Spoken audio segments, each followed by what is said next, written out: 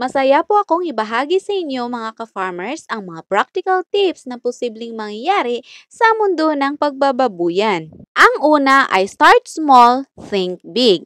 Ito ay kung saan magsimula muna sa maliit na puhunan pero dapat meron kang malaking plano para sa patutunguhan ng negosyo mo.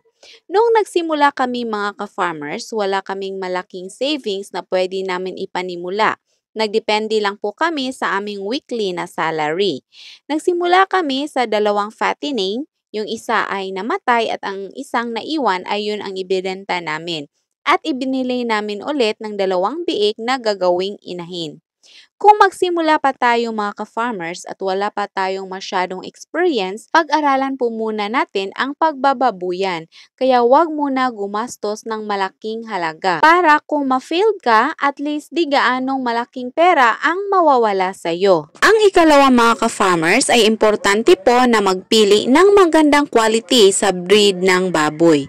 Yung first time pa talaga naming mag-alaga mga ka-farmers, mistiso po yung binili namin. Pero nung mabenta na at plano na namin mag-inahin, bumili talaga kami ng landrace at large white na mga female piglets mga ka-farmers. At natuwa naman kami dahil nung maging inahin na, marami naman ang mga biik, malusog, magaganda at malalaki ang mga katawan. Ang ikatlo mga ka-farmers ay magpapakain ng feeds na may magandang quality. Kami dito mga ka-farmers, ang nasubukan namin na feeds na masasabi naming quality ay ang Pigrulac at Ultra Pack. Nakatry kami dati ng ibang brand pero sobrang gaan ng aming mga baboy mga ka-farmers at yun nalugi kami mga ka-farmers dahil sa sobrang gaan. Pero habang tumatagal, naghalo kami ng mga additives na posibleng makatulong sa pagbigat at paglaki ng aming mga baboy at mas nakakatipid din kami mga ka-farmers. Ang ikaapat ay ang pag-prevent sa sakit ay mura kaysa paggamot ng sakit mga ka-farmers. Kaya kami dito mga ka-farmers ay nagbibigay ng vitamins sa aming mga alaga para maiwasan ang kanilang pagkakasakit. Ang ikalima ay magpagawa ng maayos na kulungan. Depende po ito mga ka-farmers sa ating budget. Pero pwede naman na for the meantime, kahoy at kawayan muna. Basta ang importante, merong magandang ventilasyon at masakto ang space para sa ating mga baboy mga ka-farmers. Ang importante ay comfortable ang mga baboy para di sila ma-stress at madali din silang lumaki. Ang ika-6 ay dapat merong record.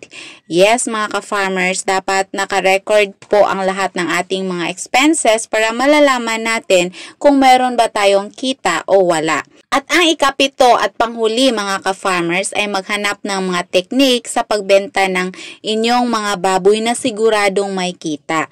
So wag po tayong magdepende sa mga komprador or sa mga buyers mga ka-farmers na pumupunta sa atin. Dapat meron tayong mga technique. Lalo na po yung mga ahente mga ka-farmers. Dito sa amin, isa sa ginagawa ko po ay nagbebenta ako ng litsunin at pinopost ko po yan sa FB mga ka-farmers.